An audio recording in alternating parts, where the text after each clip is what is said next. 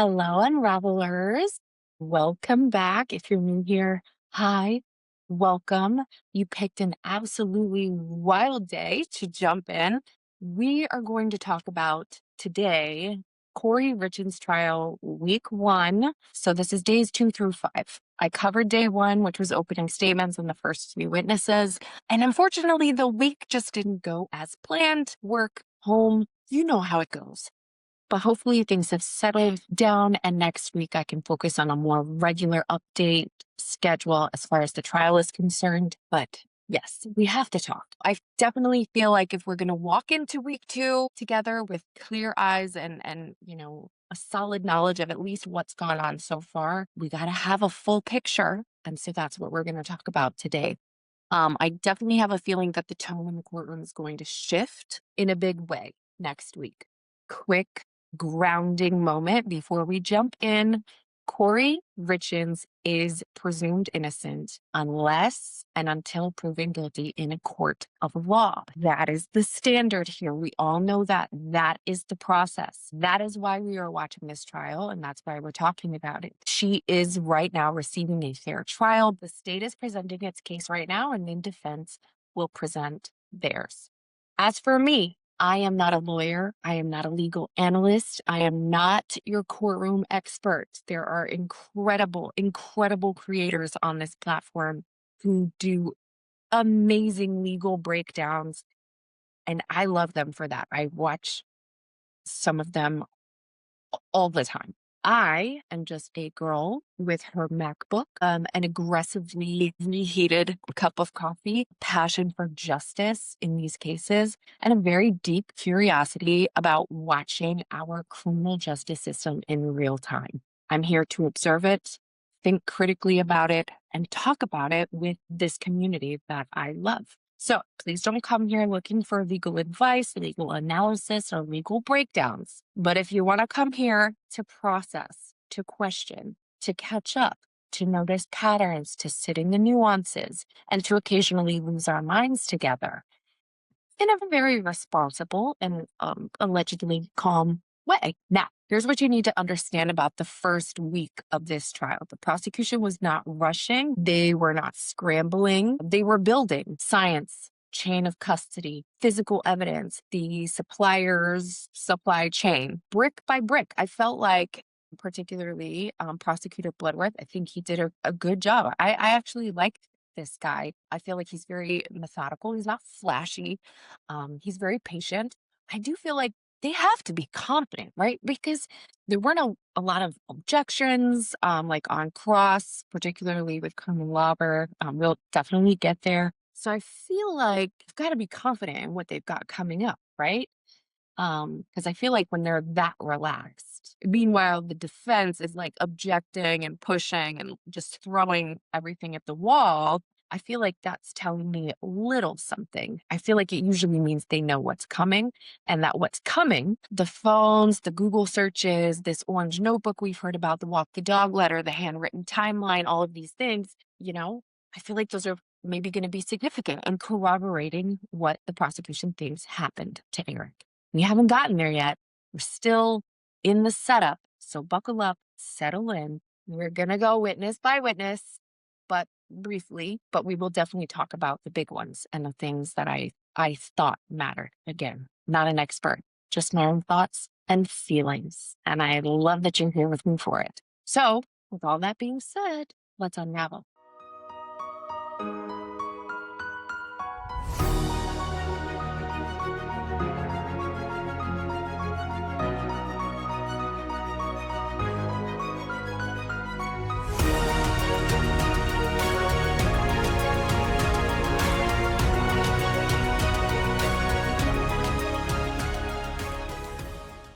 All right. So if you see me looking down, it's just because I took a million notes and I'm just referring to them because I can't remember 4 days of trial off the top of my head.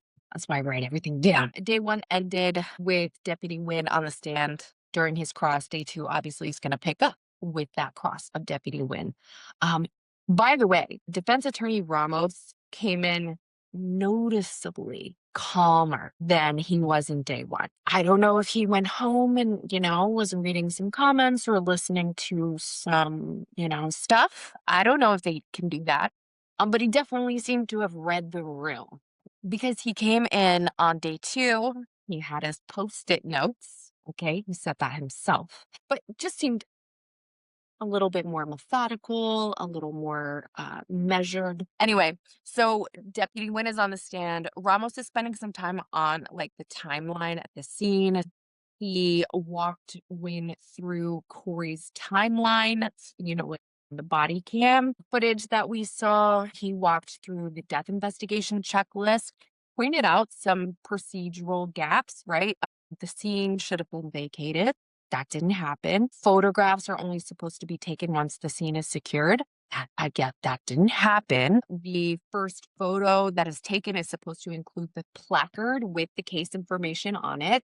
I guess that didn't happen. So defense is building a narrative that the scene was mishandled. And they're not wrong that it wasn't handled by the book. I never investigated a crime scene. I don't know how perfectly things go every time. I know that people are very careful, but I feel like prosecution on his redirect kind of addressed this very briefly by confirming with Deputy Wynn that when first responders arrived at the scene, they just thought it was an unattended death. Nobody knew at the time that this was an unaliving. Okay. Then Deputy Wynn is asked by prosecution a question about his years of experience over 30 death scenes. Was Kouri's reaction consistent with what he usually sees on these scenes? He says no. He says it was abnormal to him. He says that usually family members, they usually make eye contact with first responders and deputies. They usually respond to questions. They usually show visible tears. He said, and we saw it, we could see it on the body camera footage. He said that with Kouri, her face was just constantly in her hands. She never really looked at anyone. Her face was in her hands the whole time. He said that at one point he actually had to lean down to try to look at Kouri, to try to see her face. And so he did call it a little abnormal. Defense attorney Ramos gets back up on recross and he tries to blunt that by pointing out that Deputy Wynn had never seen Kouri grieve before, right? Like you don't know what her normal grieving process is or how she looks when she's grieving, do you? And he's like, well, of course not. But he did hold his ground. He said that it was just abnormal compared to his experience at other death scenes. But the jury has seen the body camera footage. So of course, they're going to make their own call here. So the next witness for day two, her name was Cameron Larson. She was the Emmy investigator. She was the one who responded to the scene. She said this was her very first solo assignment. She had just been out of training for about 2 months. She arrived on the scene around 6:30 a.m. She documented that Eric's body was at the foot of the bed. She was asked to look for signs of alcohol in the trash cans. Nothing notable was in the bedroom or kids' bathroom, but in the kitchen trash, she found coffee grounds, a newspaper, and a bottle of Cock and Bull ginger beer. So I guess this matters because of the Moscow Mule allegation that was how the fentanyl was given to Eric. And ginger beer is like the main ingredient other than is it vodka or rum? I think it's vodka, right? Correct me if I'm wrong. But it's like the main ingredient in the Moscow Mules. Finding that specific mixer in the trash can, I think is what they were trying to make a point of. So bad. Hate it. I'm really having a bad hair day. It's not. Anyway, objection relevance. Moving on. Okay. Anyway, I think that was the beef of Cameron Larson's testimony. So the next witness was a man named Deputy David Pimentel. He had 2 jobs that night. One of them was to kind of keep the room secure, right? To keep the kids specifically out of the master bedroom. And also to log Eric's medication. He was looking in the master bathroom. He found 3 medications, naltrexone, hydrocodone, and doxycycline. At the time, he did not find any THC gummies. And he was very clear that with his canine, narcotics training. Who would have recognized, THC gummies had he seen them? And he didn't. They weren't visible to him. So prosecution talked about the fact because on cross, they were like, wow, did you know that those gummies were eventually found on top of that medicine cabinet that you looked into? And he's like, I mean, no, I didn't know that, but cool, I guess. And prosecution addressed that on redirect. Because I guess they were saying like he just wasn't searching hard, he wasn't looking hard enough, and he missed these gummies, right? And prosecution just comes in and hammers in the point that this man did not have probable cause to do like a full search of the home that night. He was doing what he was authorized to do, which is find in the open medications that were prescribed to Eric and log them. That was it. He wasn't there to do a full search of the home. They were also mentioning that he left his medication log on the dresser instead of turning it into someone, and that there were actually 3 lines on that medication log that were written in handwriting that didn't belong to him. Again, defense attacking, how things were done, how things were handled, chain of custody and all that stuff. And they make some points. If I'm on the jury, I don't want to hear that investigations are mishandled, but also I kind of am like, okay, is it enough for me to say that she didn't do it, or like that things were all screwed up investigation wise? I don't really think that landed with me in that way, but that's just me. Next, we have a woman named Margie Offrit. She was an advanced EMT with Park City for nearly 40 years. She said that there were a few things at the scene that stood out to her. She said that Eric was on the floor at the foot of the bed. She said it's unusual since most people, when they're pulled down rapidly for like life-saving measures, they're pulled from the side of the bed. His body was also very straight, she said, which kind of stuck out to her. She found that notable. He was cold to the touch when he arrived, meaning that she also conceded that he had been dead for some time before anyone called 911. He was in asystole from the moment they arrived, which is like a flat line, no heartbeat, cardiac arrest. Okay. She talked about the red fluid, the blood that was coming from his mouth. And this is an explanation that the medical examiner, Dr. Ulmer, she's coming up. She would later confirm that a fentanyl overdose causes fluid to build up in the lungs. And so when CPR compressions are applied, that fluid gets forced out through the mouth or the nose. So that's pretty much what she was there to offer. The next witness, we had Sergeant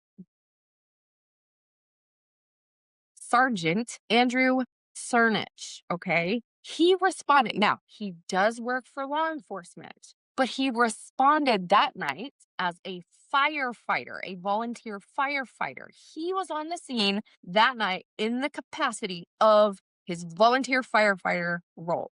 He was there to help with CPR, airway management. He was asked to retrieve the hydrocodone bottle from the nightstand. So Attorney Nestor during cross is pointing out photos. She's talking about a wallet that was not there in one photo, there in another, and then like white specks on the dresser that were visible in the photograph. She's like, do you know what those are? He didn't. She said, did you collect them? Did you swab them for testing? He hadn't. And she's like, well, what do you think those were? And he was like, white specks, which got a little chuckle from the courtroom. But anyway, I think what defense is trying to point out or trying to plant the seed is that fentanyl, like if and when crushed, it's a white powder and there's white specks on the dresser. So she is planting the seed that these specks on the dresser were never tested. We'll never know what those were. Fair point. But prosecution got up on redirect and finished with one very simple question. Was it your job that night to collect evidence or search the home? And he says, no, I was there that night as a volunteer firefighter. That's it. It wasn't my job. It was not within the scope of what I was doing that night, period. We have Maggie Mobley, very brief, but important as far as testimony is concerned. Maggie Mobley is like one of the medical examiners, like assistant. She got on the stand pretty much just to confirm that Eric's body bag seal had it was intact. It was unbroken when it arrived at the office of the medical examiner. She walked through the intake process very briefly. She talked about how, they photograph, they record, they open the bag, they photograph the decedent, the belongings, they inventory everything, and then the body is placed in the cooler, prior to autopsy. Short testimony, but I feel like it was meant to just close that chain of custody from the scene to the ME's office, right? Done deal. And defense had no significant challenges here, obviously. All right. So next up on the stand is the big one, forensic pathologist and medical examiner, Dr. Pamela Ulmer. Okay. If you remember any witnesses from day two, it's probably her. She performed Eric Richins' autopsy on March 5th, 2022, which is the day after he passed away. She says external exams showed evidence of CPR intervention, which we talked about, and the blood on his face is consistent with that opioid-induced pulmonary edema. She said there's no evidence of injury that she can see out, externally that would have contributed to his death. Internally, upon her exam, she said that his heart showed like the early stages of coronary artery disease, but certainly nothing that she thought was significant enough to contribute to his death as well. His lungs showed this foam that is consistent with that pulmonary edema from the fentanyl overdose. He had some granulomas, they're like these small tan nodules that were covering his lungs. But she said that was consistent with the fact that he was a stonemason. He inhaled dust and stuff like that, on the job every day. Like particularly if he didn't wear like a respirator. She ran every single test that she could on his lungs. Fungal, tuberculosis, bacterial, everything was negative. He did test positive for COVID-19 during his autopsy, but she said there was no like COVID-19 pneumonia in his lungs that would have contributed to his death. So then we get into the toxicology. She sent samples to NMS labs, and it showed a fentanyl level of 15 nanograms per milliliter. So for context, she says that is in a lethal range for someone with no history of opioid use. There was also norfentanyl at 3.3 nanograms per milliliter. That is a metabolite of fentanyl. So what that means is his body had already started processing and metabolizing this narcotic. So its presence confirms that the substance was ingested and had started metabolizing. Then we get to like the gastric contents, right? So his stomach. This number just sounded staggering to me. There was fentanyl found in his gastric contents at 20,000 nanograms per milliliter. That's a lot of fentanyl in his stomach. I just feel like that tells us that a massive dose was ingested orally, right? Not in the bloodstream, but like orally, because it made it to the stomach. And then she goes on to say that the quetiapine was found in his gastric contents. Quetiapine is a medication. It's an antipsychotic medication, but it's also very commonly prescribed for sleep. The brand name of it is Seroquel, so a lot of you might know it better by its brand name. Eric Richins had no prescription for quetiapine. So it wasn't in any of his medical history. And it wasn't in the PMP, which is the prescription monitoring program. It's like a database that shows if something was prescribed and filled. A controlled substance has been prescribed to and filled by, a person. So he had no reason to be taking it. But here's the thing, Kouri Richins, she did have a prescription for quetiapine.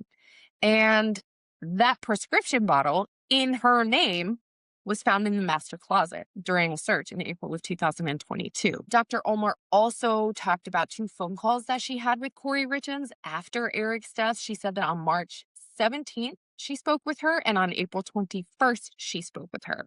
Kouri had told her during these phone calls that Eric had Lyme disease, that he had been having chest pain. She brought up the fact that his mother had died from a fungal lung infection. She told Dr. Ulmer that Eric had never used illicit drugs. So again, I feel like Kouri's just like, don't look over there. He was having chest pain. He had Lyme disease. He, that's That's what it's giving, but I don't know. I'm not Kouri. God. Um, Anyway, we get to Dr. Ulmer's cause of death, fentanyl intoxication, manner of death. And here's the thing. This is the thing that defense is definitely going to lean hard into, okay? And it won't be the last time they do that, I'm sure. Manner of death, undetermined, could not be determined. And I want to be really clear about what that means. It does not mean that she thought it was an accident, and it does not mean that she thought it was homicide. What she clarified that meant was when she finalized that death certificate in June of 2022, she didn't have access yet at that point to any of the investigative materials that would have allowed her to classify this in any other way, whether that was accidental or homicide. The investigation was still active and ongoing at this time. Investigators were still collecting evidence. They were still doing all of that. Her cause of death, however, the fentanyl intoxication, has not changed. On cross, Ramos asks her, like, hypothetically, if Eric had taken a pill, not knowing what it was, could that be classified as an accident? And yeah, she says, well, of course, how the fentanyl is ingested is definitely going to, be relevant to the manner of death, but I don't have that information. So I couldn't make that determination. And I feel like as far as this is concerned, that's going to be the defense's, best play. Keep the manner of death in undetermined territory for as long as possible and keep leaning into it. But here's the thing. The quetiapine is a thing for me because I'm like, why is that there? I'm like, why is that there? And the toxicologist would go on to say that it's not even in like a lethal, is like, so it's like, he just wanted to say, like, I don't know.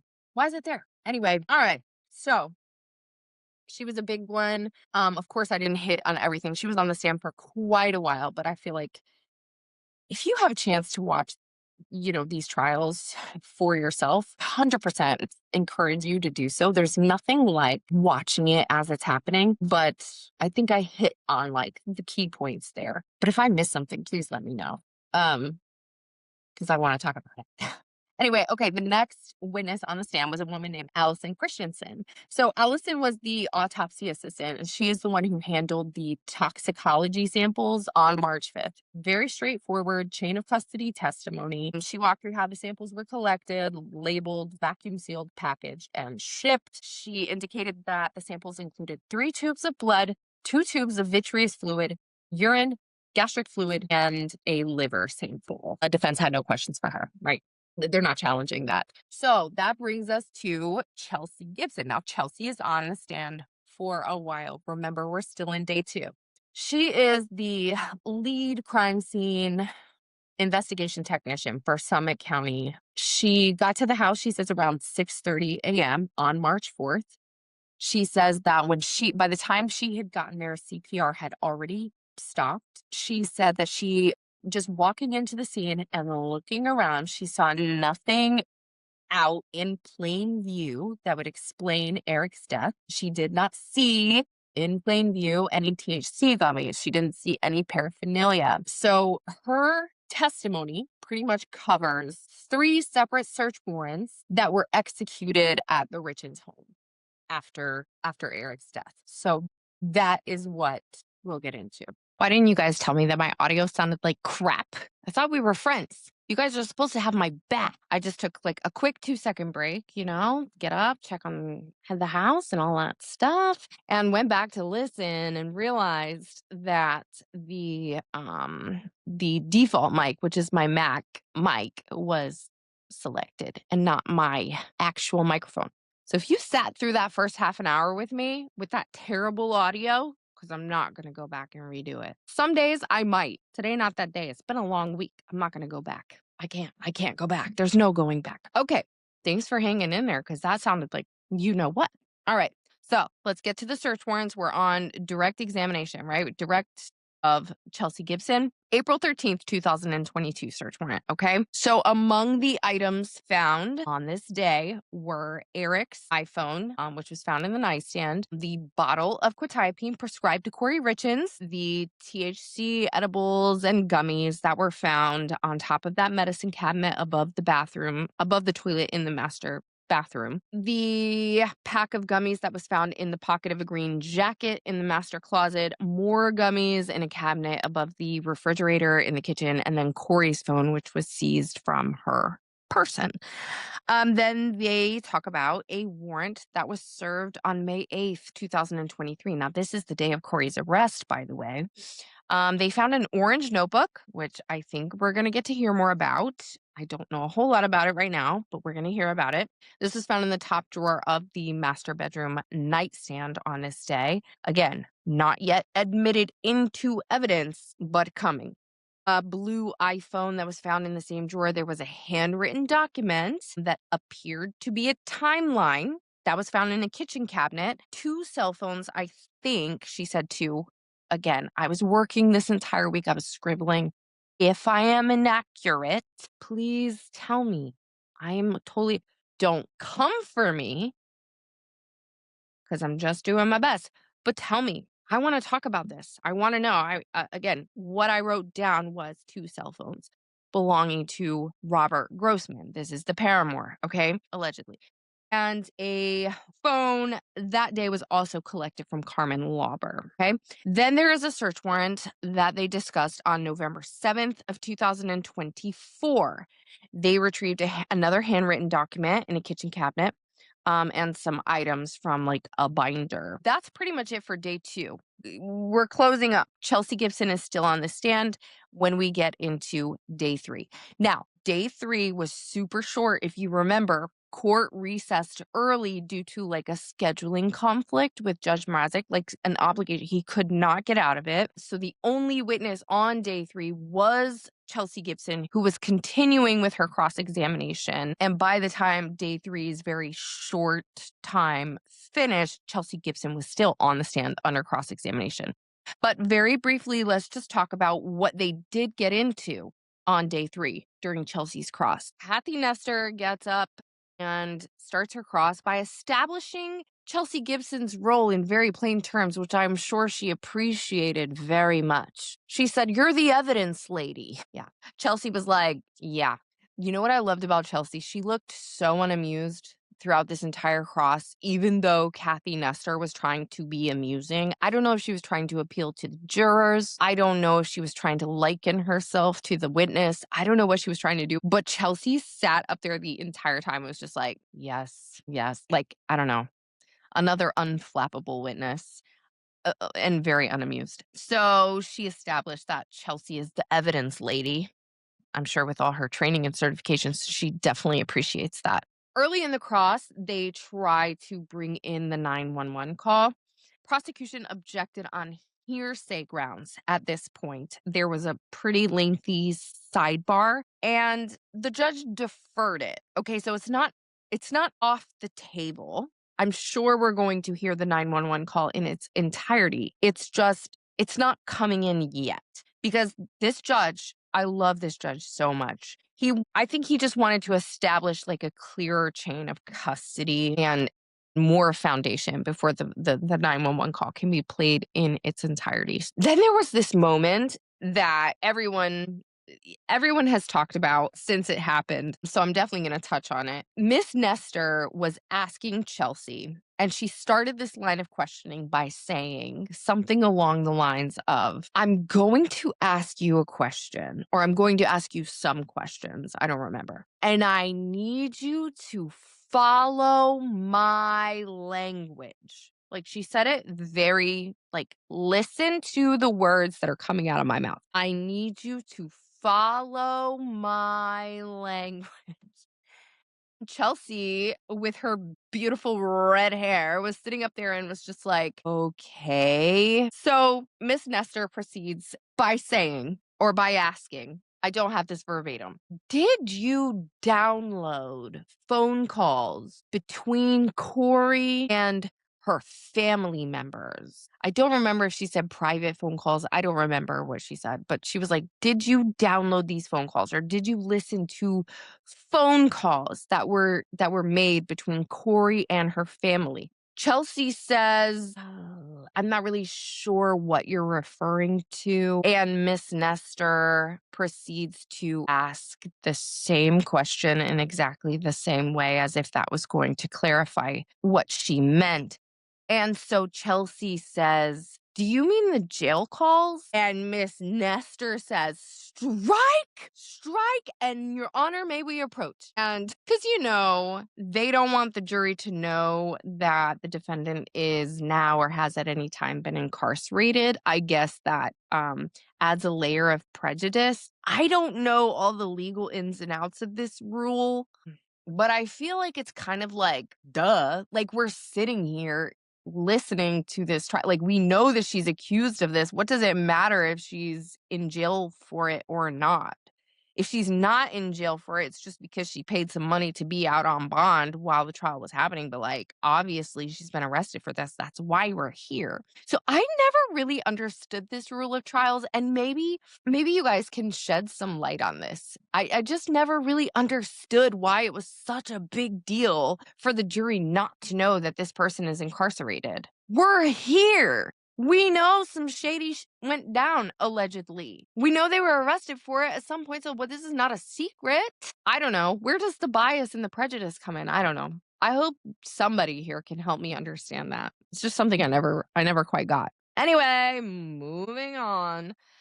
So, what happens after a lengthy sidebar? So, the judge kind of issued this instruction to the jury after this happened. And he said, "Do not consider or speculate about whether the defendant was or is in custody at any time." Okay. So, cross examination resumes, and Miss Nestor reframed her question by using the term home wave calls. Upon reading, because I had to look that up, I didn't know what home wave was, but I learned that it's like the jail phone system, but just without the word jail attached to it. Okay, so but here's the thing: the jury heard the word jail. I don't think it blew anybody's mind when they heard it. I don't think it was just some like, what? Like, I don't, maybe I'm wrong. Maybe I could be totally off base, but I don't feel like it just like, exploded the minds of the jurors that Kouri made jail calls. Anyway, judge told them not to consider it. Whether that instruction fully lands with the jury or not, that's a whole other question entirely, or whether they even care, honestly. Anyway, so then Kathy does spend a significant amount of time during her cross establishing this long list of things that just flat out were not done. Okay, on the night of Eric's death. She starts talking about how when Chelsea Gibson arrived to the scene, she didn't go into the kitchen. The closet was not fully photographed. The cabinet above the toilet was not even opened. No one went downstairs where there was another kitchen and a beer fridge and a liquor cabinet. None of that was looked at. None of that was photographed. So, she goes just through this list of procedural gaps, things that were not done. The hydrocodone bottle that Sergeant Cernich retrieved from the nightstand during, that initial search was sent with Eric's body to the medical examiner's office, but was never, tested. It was never checked for fentanyl residue. And again, this was a 2016 prescription, but this was an old prescription for the hydrocodone. And she's saying, it was just sent along with his body and it was never tested for any contamination. So of course, defense is going to argue, what if someone put fentanyl pills in that bottle? What if Eric himself, this has not been said, this is just my speculation about like what kind of seeds they're trying to plant in the minds of a jury. What if Eric himself kept fentanyl in that bottle? How would we know? It was never tested. So this hydrocodone bottle is definitely like a loose end, I think. And I feel like the defense is definitely going to pull on that thread. I don't know, but we'll see. So again, short court day 3. It was recessed for the remainder of the day, and Chelsea Gibson still remains on the stand and would continue on day 4. Let's get into day 4. It's a good one. Day 4 was a lot. We wrapped up Chelsea Gibson's cross-examination finally. Poor girl, is like 3 days pretty much of her being on the stand. We heard from toxicology. We got a brief appearance from another detective about phones. We got a digital forensics expert, all of that. So, getting into it. Wrapping up Chelsea Gibson's cross. Nestor circles back, okay, to the April 13th search. And she established that Eric's brown work truck, right? This is a truck that she is saying that he drove every single day. That work truck was never searched. His computer wasn't found in the home, but it was eventually obtained from the family's private investigator. His name is Todd Gabler. She also she introduces this document that spells out every time that law enforcement searched the Richins home. We're talking about multiple searches from 2022, 2023, and 2024, with the most recent time being right before this trial is set to begin. So there were at least, according to, this line of questioning, there were at least 10 separate times that law enforcement went back to search the Richins' home. Nestor's point was this: you kept going back because you kept missing things. Chelsea Gibson was like, actually, we kept going back because the investigation continued to evolve, as these things tend to do. And every time we went back, we were looking for different things related to the evolution of said investigation, essentially. So, a few other details that I just want to mention really quickly. During the initial April 13th search, approximately 10 loose hydrocodone pills were found in like a bag, not in a bottle, like a prescription bottle, but in a bag. And this was found in a cabinet in the laundry room. There was no real way to tell whether these pills were purchased on the street or if they were obtained from a pharmacy and just moved from the original bottle into this bag. I mean, there's no way to tell. The quetiapine bottle that was found on that day, right? Kouri's prescription. When it was opened, the pill that was inside was already cut into halves, and Chelsea confirmed like she's not the one who cut that pill, so it was already cut when it was found, basically. They did mention that there were some syringes found in the master closet during a later search. The syringes were unused, but of course they were taken into evidence. But Catherine Nestor goes on to say, like, is it true that they were never tested? And that was confirmed. On redirect, prosecution kind of keeps it tight and says, listen, the reason that the house was not searched extensively on the first night is because there was no search warrant, right? Eric had passed away. People were responding to the scene and looking around a little bit to, whatever was in plain view. But no one at that point had been legally permitted to search the home for just like whatever they wanted to search. And Chelsea confirms, like, no, I arrived that day. I was there to document the scene. And every time we returned, it's because the investigation was developing, new information was coming out and pointing us towards new evidence that we may have never previously considered. And that's why we were returning. So that was essentially it. And Chelsea, bless her heart, was finally released. Well, actually, I misspeak. She was excused, but I don't think Chelsea was released from her subpoena. So she may actually be called back. Okay. We're going to get into the toxicology. Dr. Brianna Peterson, okay? This is the science deep dive that a lot of you guys don't like. But I live for this kind of stuff. I love it. Some of it depends on who's on the stand. Okay, it really does. It depends on the expert. I love the science. I love forensics. I love getting into the nitty gritty of what means what and who means what and where means how and all of these. I love this. Okay. However, I understand that for a lot of people, this is kind of a snooze fest. When we get to this part of trials, I totally get it. So if you're one of those people, let me sum it up for you really quick. Or if you don't even want to hear that, sure, go ahead and skip.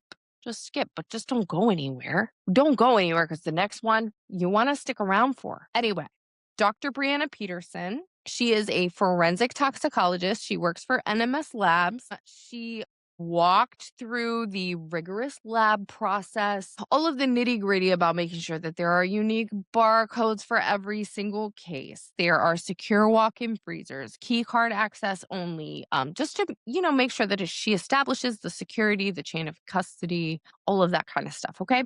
Anyway, so we get into the numbers. She goes on to confirm what the medical examiner had already given us about the blood results and that there were 15 nanograms per milliliter of norfentanyl and then, or 15 nanograms per milliliter of fentanyl and 3.3 nanograms of the norfentanyl, which is the metabolite. Remember? That again, that is what your body produces. That's like how your body is able to break down certain things. Is it, you know, it kind of breaks it down into something else so that it's more easily digestible by the body. Basically, she goes on to say that the lowest reported fentanyl concentration, okay, in cases where it has been attributed to death was 3 nanograms per milliliter. Eric had 15. So that's literally why they say in this case that he had 5 times a lethal dose of fentanyl in his body. Then she talks about the gastric contents, which is the 20,000 nanograms per milliliter of fentanyl. She talks about the quetiapine, which was at 16,000 nanograms per milliliter, which actually for the quetiapine is, she said, a subtherapeutic dose. So this was actually a really low dose of quetiapine, which again bugs my mind. So why is it there? Why is it there? What are we doing? But that he had to have ingested it because it was in the gastric contents. Then she goes on to talk about something called acetyl fentanyl. Okay.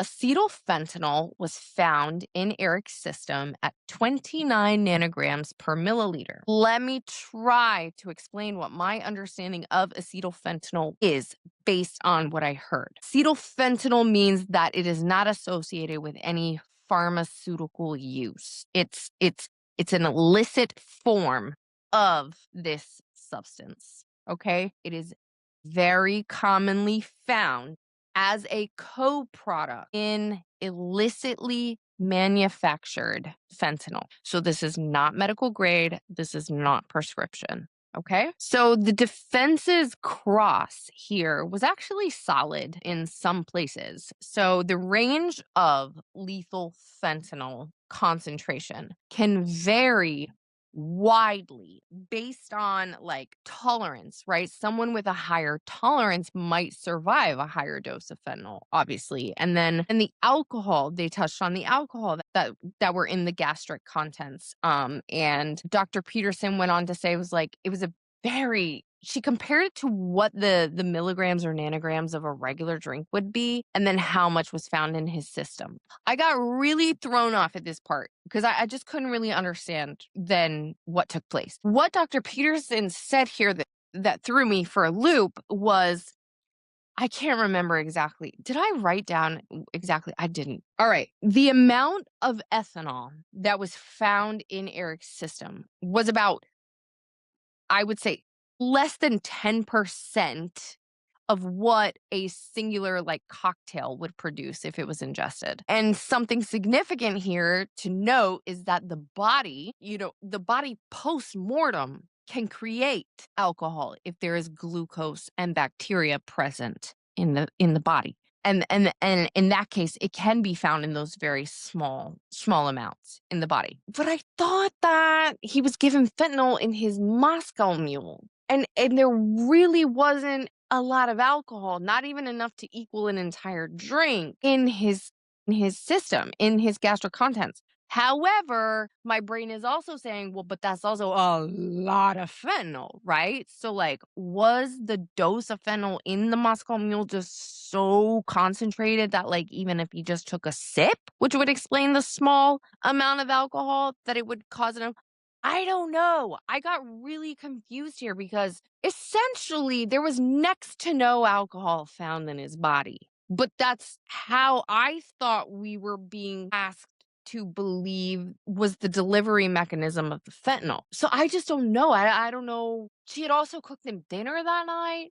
There was food in his gastric contents as well. Like, could she have put it in the food, not the Moscow Mule? Or guys, at this point, I kind of was like, okay, so how did it get in his system? And so now this is It was when we started this trial, but it remains now to me an even bigger question. How did the fentanyl get in his system? How was it delivered to his body? Like, how, did you guys think about that?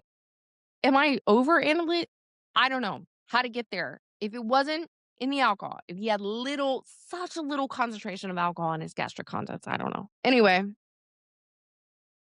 Anyway, so Dr. Peterson just kind of goes on to say that, like, there's just too many unknown variables here about, like, a hypothetical timeline. Could he have had a drink before or after, or like, because both sides were kind of trying to get her to pin down, like, well, could he have taken the quetiapine before and the fentanyl after and then a drink? Or could he have taken the quetiapine and then a drink and then the fentanyl? And she was like, I have no idea. It's a lot of unknown variables. These are all hypothetical. And yeah, that was pretty much it. I just wish I could have understood more.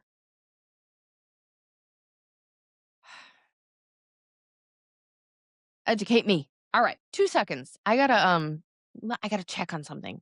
BRB. So we are picking up with Detective Frank Root. Very short testimony, but again, I think important. He had collected 2 cell phones from Robert Grossman. One black one white one. He picked these up on May 26th of 2023. Here's the interesting part. So on cross-examination, Ramos actually establishes that the phones were returned to Grossman at some point, and then they were retrieved again multiple times. So Root does go on to confirm that he transported the phones back and forth more than twice, and that he was instructed to do so by his chain of command without ever really knowing. He wasn't privy to knowing why he was doing this each time. And he did also say that when he collected the phones the first time, they were inoperable, that Grossman said that he had broken them or whatever. And then when he was instructed to retrieve them again, they were operable. He was dismissed at this time, but he was not released. So I feel like we will see him again as well.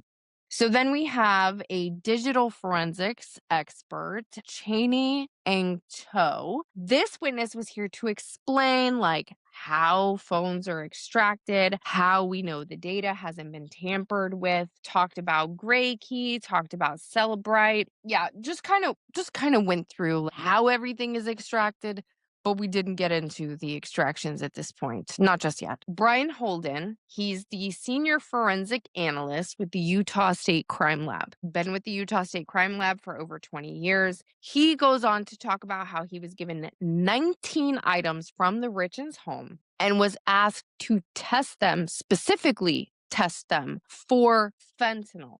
His answer, he found fentanyl on none of the items tested.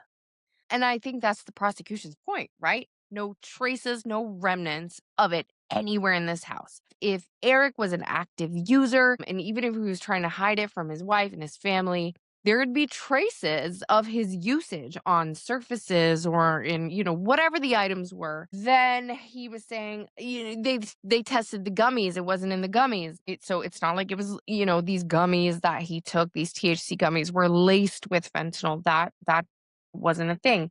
The only place that the fentanyl was found was inside Eric's body. That's it. On cross-examination, defense goes on to establish that no one told him to test for oxycodone or hydrocodone, right?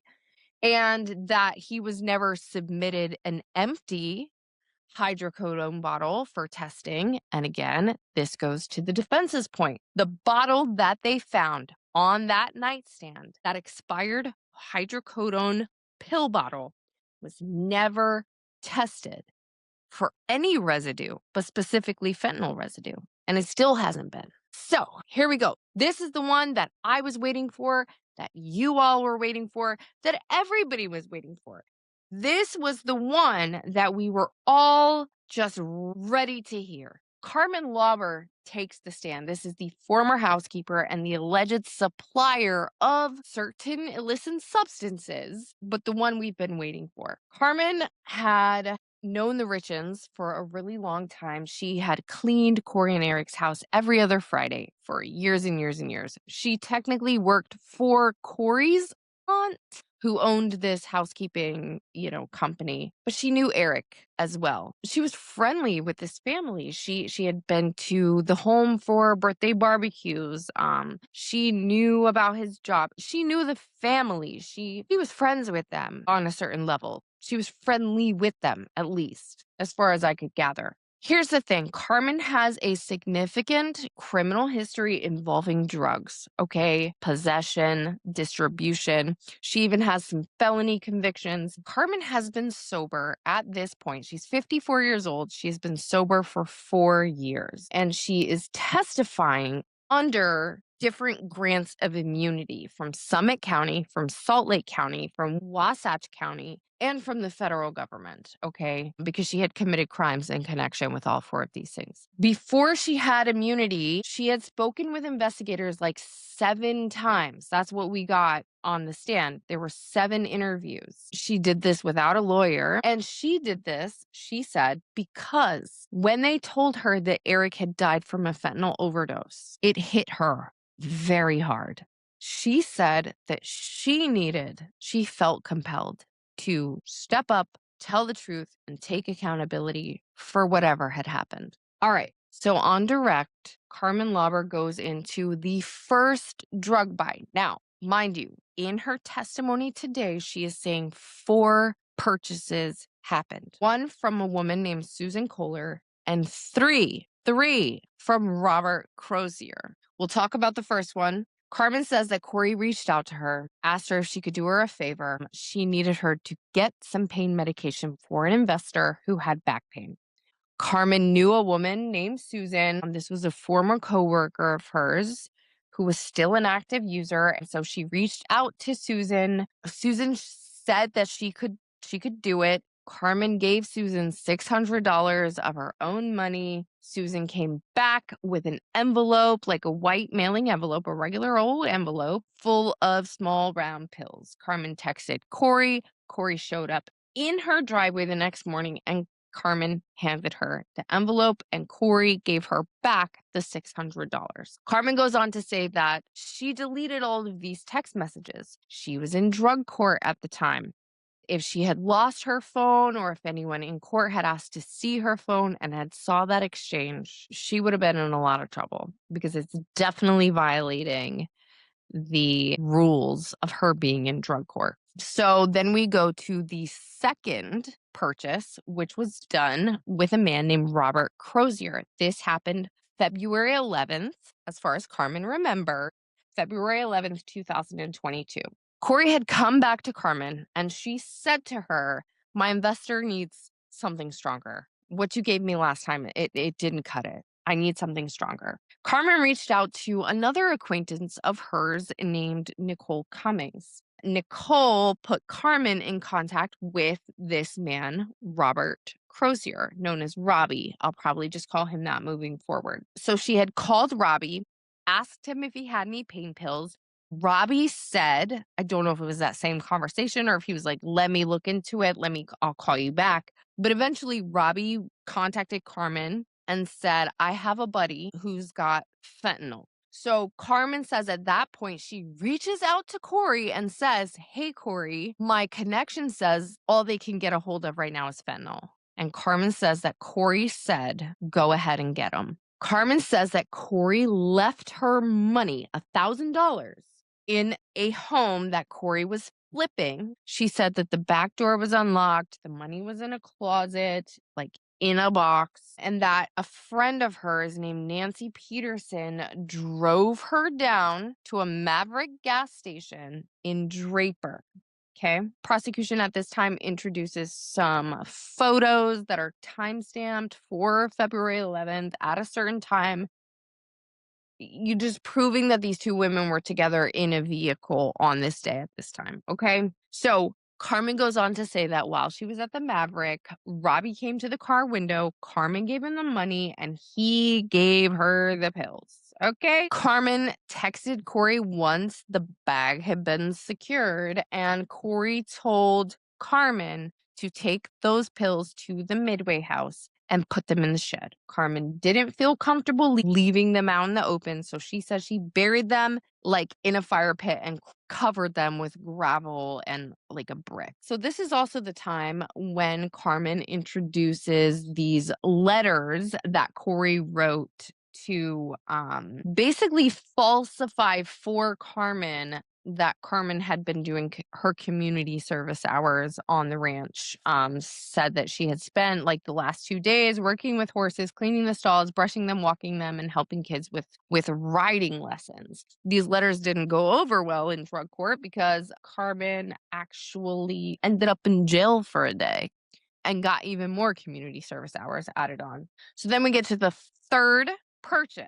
This was late February 2022. Mind you, 3 days after this supposed, alleged, according to Carmen, second purchase, but the second drug purchase for Kouri, but first drug purchase from Robbie on February 11th. 3 days later is when the sandwich incident happened. Just saying. The third purchase, but the second from Robbie, happened late February 2022. Kouri had come back to Carmen again. She said, "It's not cutting it, girl. My investor needs something stronger. I need some of that Michael Jackson stuff." Carmen said she didn't even know what that meant. She had to Google it. Michael Jackson stuff. I don't even know what that is. And basically, Carmen is telling Kouri, like, listen, I can't just like this isn't McDonald's. I can't just like place an order, basically, right? You're buying street drugs. You're going to get what you're going to get. Okay. By the way, Michael Jackson passed away from a drug called propofol. This is like a really powerful sedative. It's used very strictly and very securely in a medical setting as like anesthesia for surgical purposes and those kinds of things, right? I don't really know if it's something you can just get from your neighborhood dealer. I don't know, but I don't think so. My interpretation of what Kouri meant, I'm showing my thought process a little bit right now, and I don't mean to expose myself in this way because I really am still trying to hear the evidence. But I feel like if this is true, if Kouri did send this text message, I don't feel like she was asking, I don't feel like her saying, I want some of the Michael Jackson stuff was her asking for a specific drug. I feel like it was Kouri saying, like, Michael Jackson overdosed. He passed away from a drug. Like, I need something that strong. I also saw a comment while I was watching the stream that maybe Kouri had it mixed up. Michael Jackson passed away from propofol overdose. Prince, let me fact check myself really quick. Hold on. Prince. I saw the comment. I hadn't fact checked it yet. Prince passed away of synthetic opioid fentanyl overdose. I wonder if Kouri had her people mixed up and said Michael Jackson, she was thinking Prince, or like just got them mixed up, right? But Prince did die of a fentanyl overdose. And so was this Kouri specifically asking for fentanyl, but just having her Pop King references, slightly askew? That's some, I'm just saying. Anyway, same routine. Carmen procures the narcotics. Nancy drove her. They met Robbie, got the goods, and Kouri came and picked them up from Carmen. Now, here is the thing I hadn't heard until this day. Carmen says, so we know that Eric died on March 4th, 2022. Carmen says that 2 days later, on March 6th, going into March 7th, Kouri texted Carmen again and said, "Do you still have your hookup?" 2 days later, after her husband's death, Corey's asking for more pills. Why? And Carmen procured them for her. She says that she procured more narcotics from Robert Crozier on March the 9th, 2022. And that when Carmen went to deliver the pills, Corey said, "I actually don't have the cash. Let me write you a check." And the girl actually wrote a check. Okay. There's a $1,300 check that Kouri wrote. And in the memo line, she wrote construction clean Midway. But Carmen goes on to confirm, "I've never cleaned a house for $1,300 in my life." She said she never did any construction cleaning for Kouri. She never did anything related to Midway that would justify Kouri writing that in the memo line. Anyway, prosecution did admit the front of that check, the back of that check, and the deposit slip for it dated March 9th, 2022, which was 5 days after Eric passed away. So Carmen says that she had found out that Eric had passed away by one of Kouri's workers, not from Kouri herself. She said that she was in the car, or I don't remember exactly, but she called Kouri when she found out about Eric's death, and she says that she put it on speakerphone. She was with her friend, Nick Bonsavage, and that Nick could hear everything. And she put it on speakerphone and she said to Kouri, "Please tell me those pills were not for him." Kouri told Carmen, "No, Eric died from a brain aneurysm." A brain aneurysm? Kouri, you told Eric's dad that he died from the same thing his mom died from, which was a fungal lung infection. You told a reporter that he died from complications from COVID-19. You told the medical examiner he never used drugs. Like, there's just so much. Now, you know what? I definitely need to take a quick breath before I get into the cross-examination of Carmen, because I have a lot of feelings about that one. So let me take a breath. You won't even notice. Watch this. Okay, you only notice because I came back with glasses, but I'm sorry. I was getting a headache. I can't see. All right, deep breath. Okay, unravelers. I need to stop. I needed to pause here before I got into the substance of this cross examination, because I have to be honest with you about how I felt while I was watching it. 100%, I understand that it is the defense's job to discredit these witnesses. I completely understand that. Cross examination is a thing for a reason. Okay. And Carmen Lauber's credibility is absolutely something that the defense has a right and an obligation to challenge. I get that. I promise you I do. I don't want anyone to come for me. I completely understand. In my opinion, I felt like what I watched happen during the cross examination of Carmen Lauber was something completely different from that. Defense attorney Lewis got up here and systematically, she didn't, this is hard to explain. I feel like what defense wanted to do and could have done, because some strong points were made if we're looking at this, right, with jury brains and with the eyes of the law. She could have done some really significant things. She really could have driven some points home here. It's like she had the ingredients, she didn't follow the recipe. That's what I feel like happened here. And I got really upset during this cross more than once. Defense attorney Lewis gets up there, and the first thing she does is puts like 3 or 4 binders like this thick on the stand with Carmen and was like, "This is what we're going to be talking about." And Carmen even was just like, okay, that's a lot, but sure." She starts going through Carmen's like drug court history, literally line by line by line, every single missed test, every single relapse and positive drug test, every single sanction that Carmen ever received while in drug court. She, you made your point. Like, you could have, if, and Carmen kept saying, "Well, like, yeah, that was in the beginning of drug court." She's like, "The beginning? This went on for months." Well, yeah, in the broader scope of recovery, months is the beginning. And I feel like Carmen kept trying to reiterate that point to her and very openly admitted there was one part that just upset me so much when she was going through and she was like, "Well, you said this and this and this, right? And but that wasn't really true." And she was like, "Well, I was in active addiction, and you know, when you're in the early stages of recovery, you lie."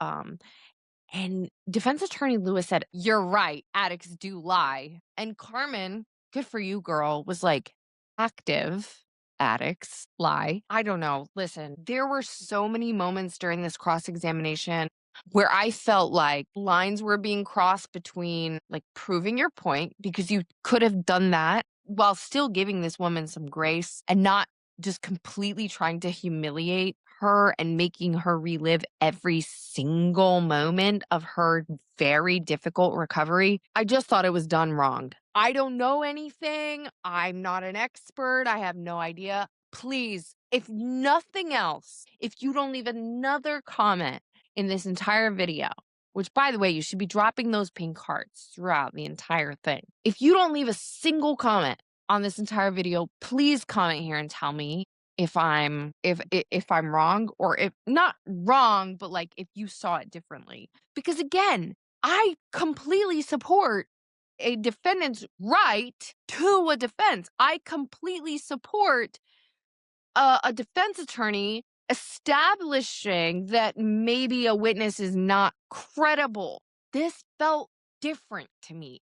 It felt, I don't know, it was just so malicious, and I had such a hard time with it. What I will say is this: Carmen Lauber, she sat in that witness chair. She sat there 4 years sober. Good job, Carmen. Please keep going, stay strong. You have a lot of people now here with you on your sobriety journey. And she was up there doing what she explained was the right thing, according to her. She had decided that she was going to tell the truth about this thing that happened, that she was deeply ashamed of her part in it. One more aside before we get into it, okay?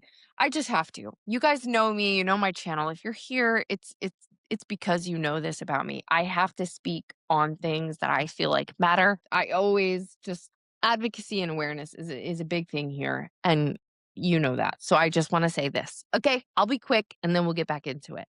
To my unravelers, okay, who have loved someone through addiction, I'm saying this as someone myself who has watched a loved one struggle with addiction. And unfortunately, my loved one never overcame that addiction. Or to any of my unravelers who have struggled with addiction themselves of any kind. You know what it takes to get 4 years sober. You know what it takes to get a day sober, a week sober, a month sober. You know what that can cost. And you know that a person's worst moments do not define their entire story. Carmen Lauber's past doesn't make her a liar. It does make her a human, and she deserves, I'm telling you this now, don't leave nasty comments. She does deserve to be treated with dignity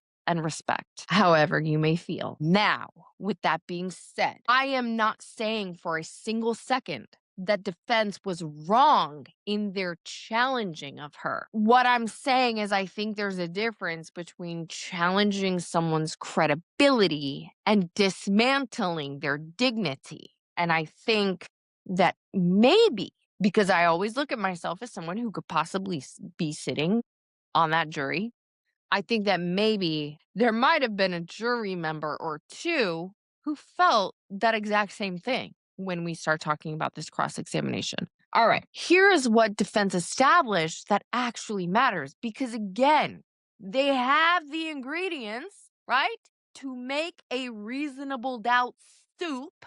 They just don't follow the recipe here. Carmen was actively using drugs during the period of time that she is on the stand today testifying about. She was using methamphetamine, she was using benzodiazepines, and other drugs. She had tested positive multiple times in February and March, which is the exact period that she's saying these drug purchases happened. Her early interviews with detectives were very inconsistent. In her first interviews, she said she never did a hand-to-hand exchange with Kouri. And you know, today she's on the stand and she's testifying that she handed everything, she handed on at least one occasion, she handed these pills directly to Kouri in her driveway. Initially, during these interviews with detectives, she said there were 3 transactions. And on this day, on the stand, she is testifying to there being 4. Now, I understand 3 of those took place prior to Eric's death. The fourth one took place after. I don't know what her understanding was of the questions that she was being asked at this time. She admits to being an active user and, her brain was not as sharp or as clear as it could have been. And she does, even on the stand, have a very difficult time really remembering anything. In fact, I do think that for some reason, defense didn't object. I did notice a lot of leading questions from prosecution with Carmen, and defense never really objected to those, maybe once or twice. I definitely feel like even during direct, without those leading questions, she probably would have had a really hard time getting through the that testimony, because her memory is very obstructed by her drug use and all of these things. So, anyway, cross-examination goes on for a really long time. In fact, throughout the remainder of day 4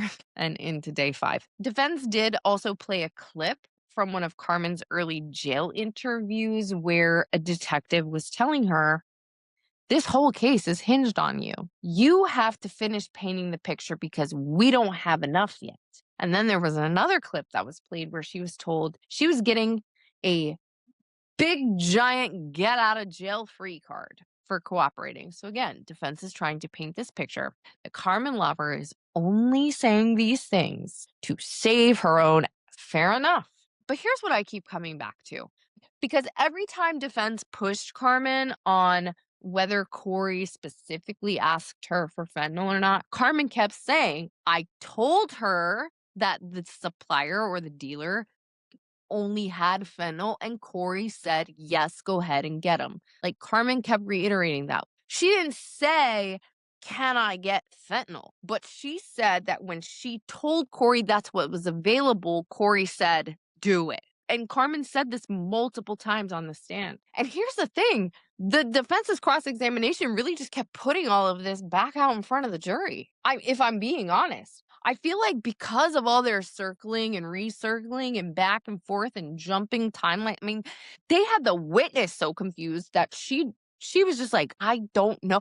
That eventually even the judge was so confused that he was like, "We have to be more clear about what we're talking about." I mean, they kept saying like March 2020, I mean May 2020, March of May, I mean May. Like, they were all over the place. It wasn't a good look. Not just because the first not good look was how you were treating this witness, but the second not good look was that you're trying to impeach this witness for, not being reliable or for not being able to recall these things. You don't even know if it's March or May. Like, you can't even keep your facts straight. You're trying to impeach this witness? That's not a legal objection. This is just my own observances. Anyway, I don't know. Carmen's cross-examination was still not finished by the end of day 4. We still had more to go. It continued into day 5, and I will be honest with you, it really just didn't get any better.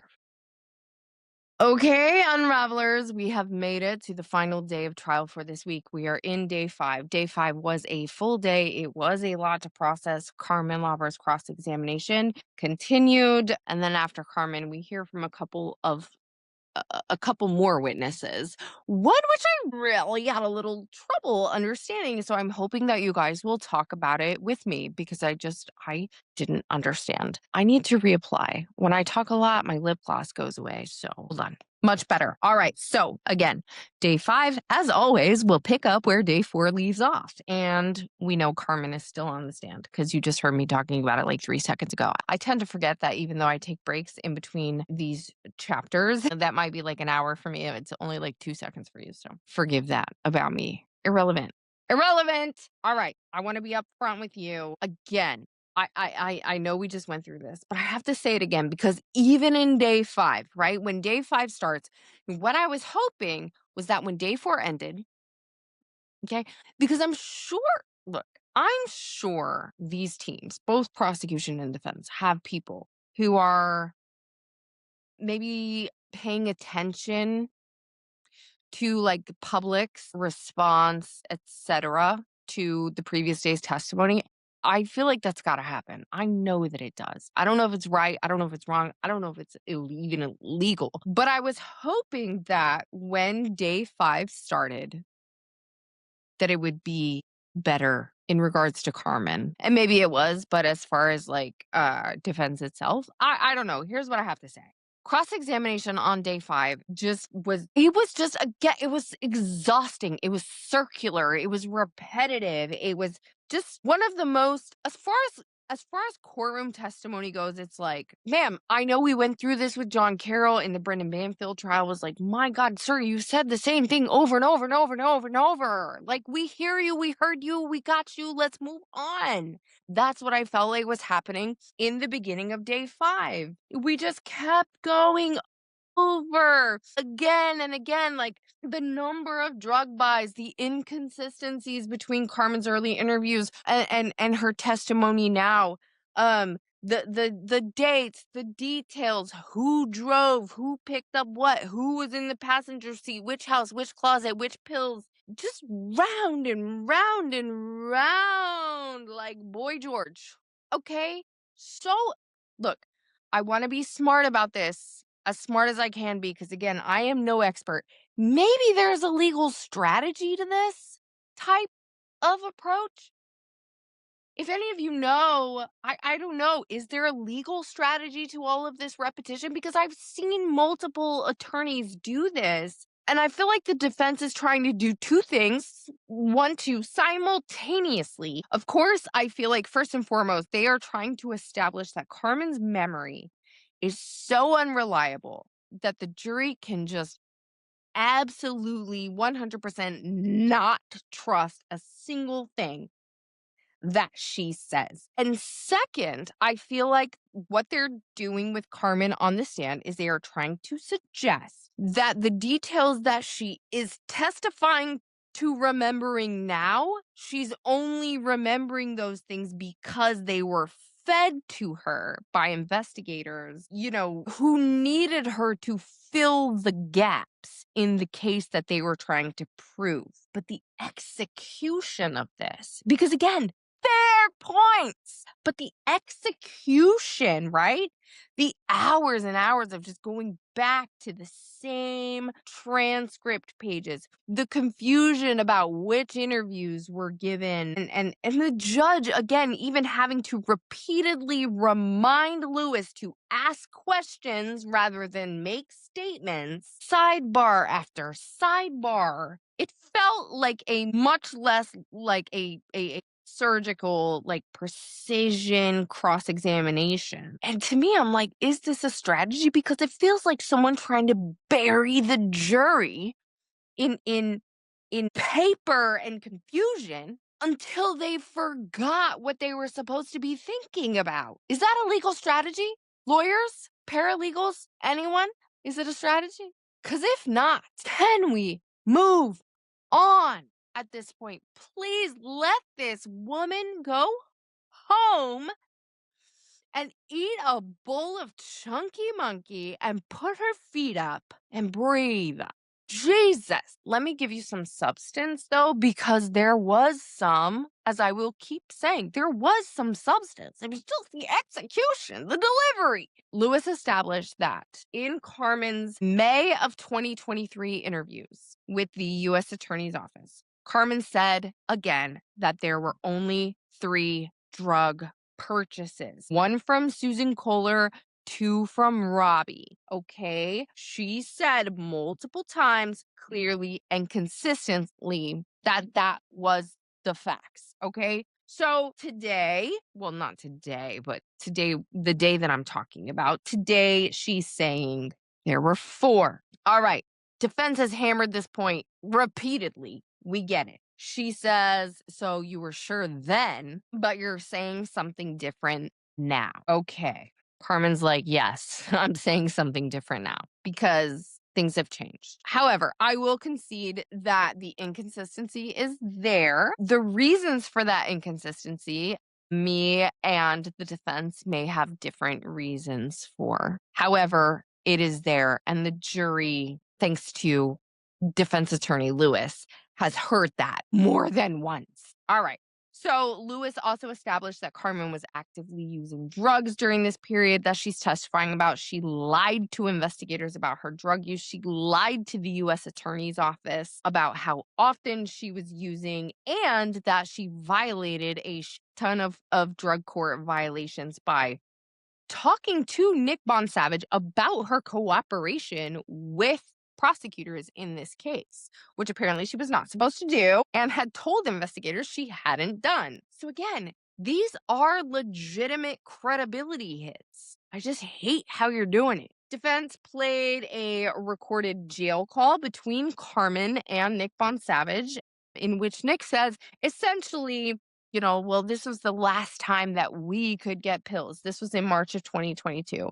And that Kouri had said her investor was out of town after that. And Carmen confirmed that the call was accurate. Yeah, that was the call I made. Defense was trying to say, like, so you guys were talking about how you wanted to get more pills. You wanted to get more pills. And Carmen was like, Nick was the one asking for more pills, and not me. I was not the one driving this demand. Either way, the call did corroborate the timeline. So Lewis then goes on to spend a considerable amount of time talking about Carmen's immunity agreements, which, again, fair point, right? There were 4 of them: Summit County, Salt Lake County,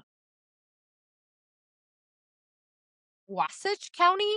Wasatch? I never feel like I'm saying that right. And the federal government. She goes on to say, well, like, look at this sweet deal that you're getting. Like, you haven't had to go to drug court because they've postponed it until your testimony in this case is complete. You've been allowed to move to Las Vegas. You haven't even had to been drug tested, which I hated because I feel like she was kind of implying that maybe Carmen wasn't, like, she wasn't being checked on her sobriety or whatever. But so, again, the implication here is that Carmen has every incentive to say whatever the prosecution wanted her to say because all of this freedom depends on it. So, on redirect, Carmen's response to all of this was very consistent.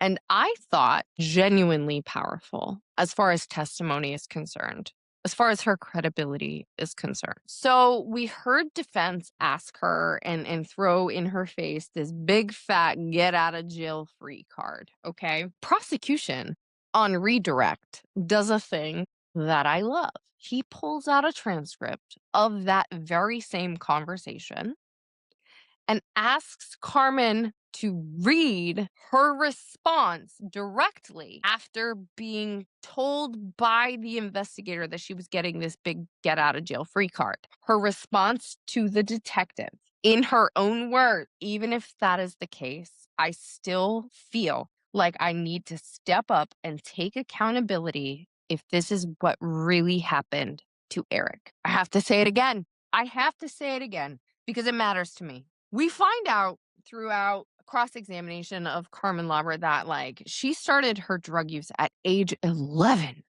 11. I think she said she started smoking marijuana at age 11. Think about that for 1 second. I really don't mean to go off on a tangent, but when I feel something, you know me, I have to talk about it. That kind of thing does not happen in a vacuum.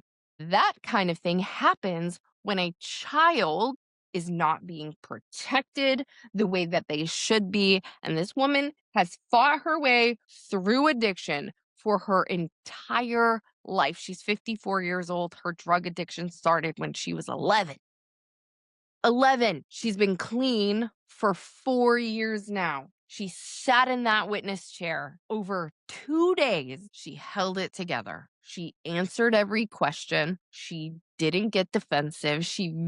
She became emotional based on some of the questions that, defense was asking her on cross, understandably so. But she didn't get defensive. She didn't get angry, and she never really fell apart. And so I really just want to, again, take the time to say, I find that commendable, and I'm really proud of you, Carmen. Now, people who struggle with addiction deserve respect. Full stop. Full stop. Don't add any ifs. Don't add any ands. Don't add any buts. Don't talk this woman.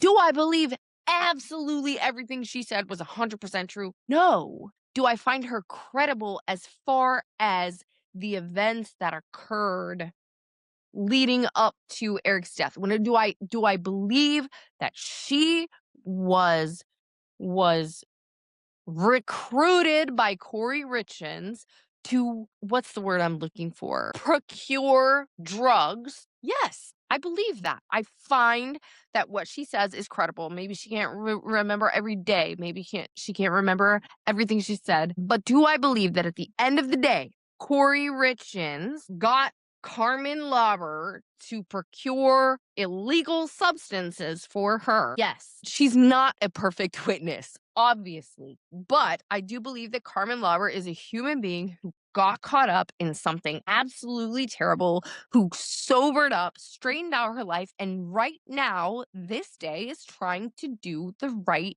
thing. That is my opinion. I am proud of her. I've just seen too much crap online since she got on that stand. So much negativity, so much hate, so much vitriol towards this woman because she struggled with addiction. And I don't get it. Anyway, really quick redirect. Prosecutor Bloodworth, as always, keeps it very focused and very effective. He says Carmen's lies to investigators in her early interviews were very consistent with being in active addiction, right? Active users don't tell the truth. That's part of the disease. He established that her memory has gotten clearer and more sharp since getting sober. He says that the detectives did stress their need to, yes, they were telling her to tell us what happened, but they continuously stressed their need that they were going to have to corroborate what she said with other evidence. So it's not like they were just taking her word for it and building this entire case just on what Carmen Lauber said. That's not what happened. They were checking everything against the physical evidence. And Prosecutor Bloodworth asked her directly, do you think that the detectives were trying to plant information in your, foggy memory? She said, no, I do not. He also asked her the bottom line questions here. Did you purchase drugs? This is all it comes down to, folks. In my opinion, this is what it comes down to. All the other noise is just noise. And Bloodworth said, did you purchase drugs at Kouri Richins' request? Yes. Did you deliver either hand to hand or by placing drugs somewhere Kouri Richins requested? Yes. Did you testify truthfully to the best of your recollection? Yes. He said, and what happened if we find out today that you are not testifying truthfully? She says, everything I have would be revoked. And he says, and then? And she says, I go to prison. And he says, for how long? And she says, a really long time. Carmen Lauber was excused finally, but she was kept under subpoena. So she may actually be called back. God, that's a long time just on the last day of her. I know I have a lot of asides, but thanks for hanging in there. We are almost done. We have 2 witnesses to go. One is very short, and one I absolutely don't understand. I don't understand. So we have to talk about that one. Just hang in there. We're getting there. Don't hold on. All right. So after Carmen, prosecution called to the stand a woman named Anna Isbell. Is it Anna or Anna? I'm so sorry. I wrote it and I don't remember how it was said. I'm so sorry. So Anna Isbell was the significant other for 13 years of a man whose name was Hayden Jeffs.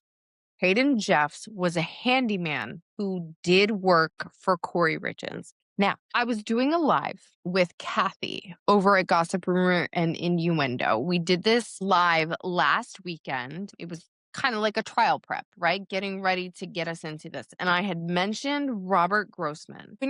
I'm still terrible at lives. I suck at lives. I'm entirely too nervous on lives. I don't say all the things I want to say. I don't get all the points across that I want to get across. I suck at lives. If you guys saw it and you think it sucked, it's fine. I'm glad you're still here because I'm with you on that. One thing that I noticed when I went back to watch the live was the comments. I didn't see these at the time. There was a lot of comments saying that the handyman had passed away in a motorcycle accident.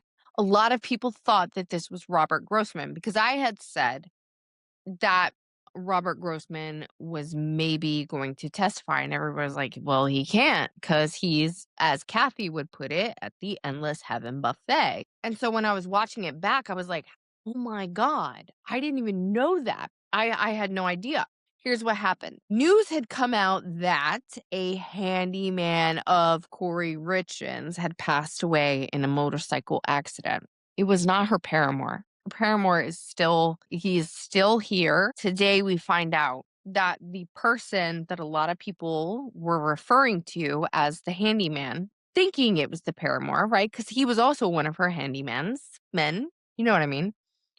Thinking that it was Robert, it was actually Hayden Jeffs. So Hayden Jeffs passed away in September of 2024. He passed away in a motorcycle accident. Anna got on the stand. She was very clearly still grieving. I mean, she couldn't even talk about the timeline. In fact, her entire reference for time was before and after the death of her loved one. There was no other marker for her. It was either before or it was after. Incredibly sad. This woman is very much grieving, even on the stand. It's very hard for her to even talk about. Here's what she testified to, however. She testified to the fact that in January of 2022, so this is not even a full couple months, we're talking about 6 weeks or so before Eric Richins passed away. She was in the home. Now, the only reason this is admissible and it's not considered hearsay is because Hayden Jeffs is no longer with us. And so she is allowed to speak on what she heard as far as like what he would have said had he been here to give this testimony himself. So, about 6 weeks before Eric died, she was present when Hayden had received a phone call from Kouri Richins. Now, she said she had known Kouri Richins, like, from high school, just kind of around the way, like, small town, we knew each other, whatever. Not super close friends, didn't hang out, didn't go, like, to matinees together or anything. Am I showing my age by saying matinees? Probably. Okay. Anyway, so she said that she had gone to the bathroom when Hayden got this phone call. When she came out, she had heard Hayden say, fentanyl? No, that, that client. No way. Okay. Judge immediately, again, because they have to do this in this case, judge immediately instructs the jury that Hayden's side of the conversation is not being admitted for its truth, only for context, basically, for like whatever Kouri may have said in response to that. And what did Kouri say in response to that? Okay, thank you. That's it. That's her testimony as far as this is concerned, as far as direct is concerned. Now, let me tell you something on cross. Now, this is something, and this is something that irritated me about myself when I was doing the live with Kathy last weekend, because this was in my notes in preparation for the live. This is something I wanted to touch on. So in January of 2026, there was a motion filed by the defense that was requesting all emails, texts, communications, etc., from investigators, so on and so forth. And it was because they had received information that two witnesses had come forth and said that they felt like they were being harassed by investigators, specifically Detective O'Driscoll and Travis. Crap, I can't remember his name right now. Anyway, so on cross, they go into this. They're saying that Anna had been reluctant to cooperate with investigators, that she had received, and they put these screenshots up from her phone, saying that like she was receiving text messages from Detective O'Driscoll about like, you need to meet us here at the courthouse or wherever, I don't know, at this time so that we can prep you for your testimony. And Anna was like, I don't want to be prepped for my testimony. Like, I'm just going to show up and tell the truth. Like, whatever they ask me, I'm going to let them know the answer. So I don't need to be prepped. Just let me know when to be there and where to be, basically. Or if you want, you can send me, some messages and let me know what I'll be asked. But anyway, I don't need to be prepped. I'm just going to be there when I need to be there. I'm going to tell the truth. That's the bottom line. She gets a text back from Detective O'Driscoll Screenshots. Okay, on the screen right now. Make your life easier and answer our calls so we can prep you on what you will be asked. Otherwise, the next time I knock on your door, I'll have a warrant and a catch pole for the dog. Guys, you can't do that. And it's not a good look. Can we all agree? Can we all agree? This is not a good look. It's not a good look for investigators to reach out to completely innocent witnesses, right? And bully them into prep, like trial prep. Like, I'm 100, like, I get you have to prep for trials. I get that that happens on both sides. Like, here's what we're going to ask, and here's what you should be ready for in the event that cross examination leads you down this road, that road, or the other road. Like, I get trial prep. But I also understand that there's a witness who says, like, I don't need to be prepped. It's only going to be a few questions and I'm just going to tell the truth. So I don't need preparation, to come at them and say, if you don't meet with us, we're going to have a warrant for your arrest and we're going to have a catch pole ready for your dog. I can completely understand how Anna felt like this was inappropriate. We can all agree here, right? Inappropriate. We haven't seen O'Driscoll on the stand yet, but I'm already kind of like, I don't really like you, sir. But I mean, we'll see when we get there. But you know what I mean? It's painting a picture. And this is, points for the defense. Like, yeah, it's not looking good. It doesn't look good. I mean, maybe it's no big deal. I don't know. So Anna Isbell was released. And I just want to say, right, this poor woman lost her partner of 13 years. And then she had to come and sit in this courtroom and talk about it. So whatever, like, what I have so much respect for her just showing up. And I can totally understand how, she had these feelings of just not wanting, just look, sir, just show me the time, the date. I'll be there. I'll say the truth, that because I don't need to be prepped on the truth because the truth is the truth. And let me move on, right? I don't want to have to keep prepping and reliving this. Like, just tell me where to be, when to be there, and I'll do it, right? I can understand that point of view for her. So I completely respect her just for being there. Anyway, all right, we're gonna get into our last, actually, there's one more after him, but it's very small. But we're gonna get into our last big witness of the week, and that is the supplier, Robert Crozier. Don't know, and maybe you guys can please educate me. I don't know why prosecution was the one that called him. I definitely thought defense would call him because of his recants and, like, we'll get into that. I don't know why prosecution called him, and I don't really think it did anything for prosecution except hurt. I feel like it was a big blow to the prosecution. I could be, again, it won't be the first time and it won't be the last time that I'm completely off base, but I feel like it was at prosecution's detriment. But I mean, we're going to talk about it because we have to. So hang in there. We're almost done. Give me 15. We'll be done. 20, maybe 20. I don't know. We're close, okay? This is the one that I struggle with. After Anna, the prosecution called Robert Crozier. Robbie, we've talked about him, right? This is the man who actually sold the pills to Carmen. I mean, all right. Well, all right. So I know I sound like a blubbering idiot, but I promise it's just because I don't fully comprehend. Was it to get it out of the way? Was it like, because I feel like defense definitely would have called Robert Crozier, which we'll go on to see why, because of his testimony. It doesn't help the defense in any way, in my opinion. I don't think.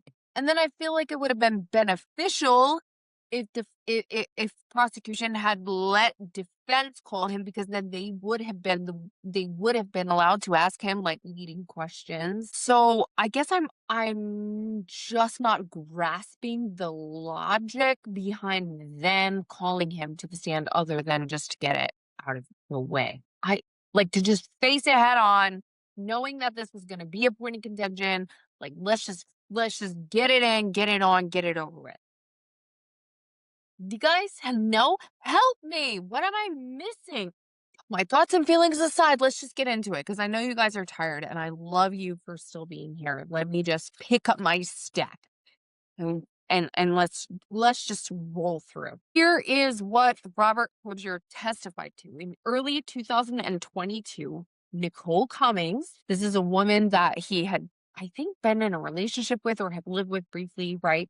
Reached out to him and said that a friend of hers, her lover, was looking for pills. He connected with Carmen. They arranged to meet at the Maverick in Draper. He sold her pills. He says that the pills that he was selling in early 2022 were Roxy's, right? This is a 30 milligram oxycodone, not fentanyl.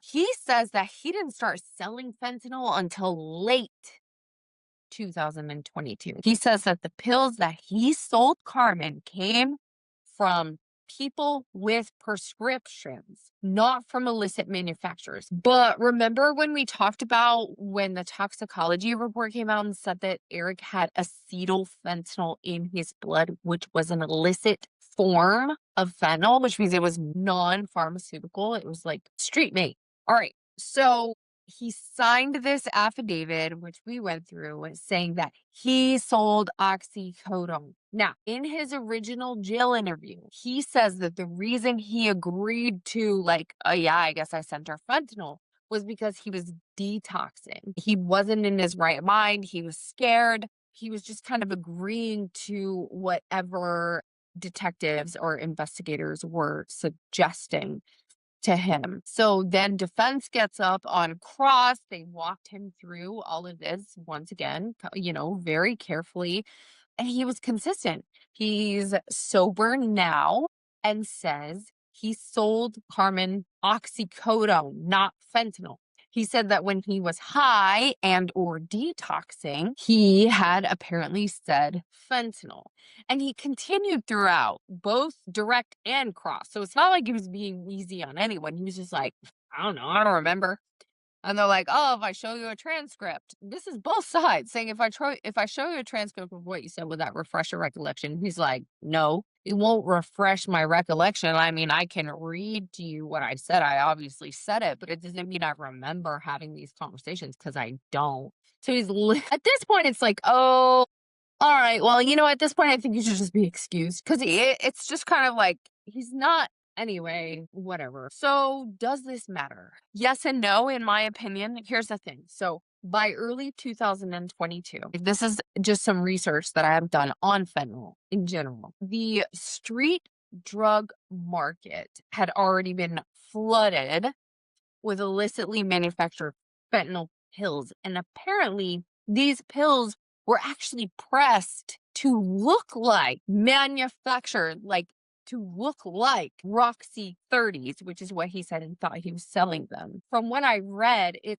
says that these people were manufacturing this fentanyl to have the same color, the same stamp, the same size. So dealers were selling them as Roxy's without even necessarily knowing that they were fentanyl. And that's why so many people during this time, that's why the fentanyl crisis became the fentanyl crisis. That's why so many people were dying. The overdose crisis just exploded at this time. So my thing is, even if Robbie genuinely believed that he was selling Carmen oxycodone, is it a possibility that he may have been selling what was actually fentanyl? And then we have the toxicology from Eric's body to back up the fact that we know, right, that the acetylfentanyl, which is the marker of illicitly manufactured fentanyl, tells us exactly what ended up in Eric's body. I don't know. But also, here's my main thing. Sure, did he provide? I don't know what he provided for prosecution as far as them being the ones that called him, because I'm like, well, he said a lot of times on the stand that he didn't sell them fentanyl. He didn't start selling fentanyl until 2023. So the only thing that I could come up with as far as an explanation to this is that, one, he's lying. Sure. Totally possible. Anybody can say anything, sure, because he's also testifying in exchange for immunity in multiple counties, maybe even a federal one as well. Or he genuinely thought he was selling oxycodone, but it was an illicitly manufactured form of fentanyl instead. I really don't know. I really don't know. But that was pretty much it. Then there was one more witness. He was on the stand very briefly. His name was Marco G. That's what we're gonna call him. Digital forensics from the district attorney's office special investigations unit. His entire role was phone downloads. Okay. He extracted data from 3 phones that were submitted by Summit County, the iPhone 12, a green iPhone 11, and an iPhone 7 that had been physically damaged and actually required repair before any extraction could take place. He testified that he used Gray Key, he used Celebrite, he confirmed hash values all matched. I don't know what that means. And then he confirmed that the data was not manipulated or changed in any way. And then he gave everything back to Summit County. So short testimony, clean testimony. Defense had no significant challenges here, and the data from those phones is valid and intact.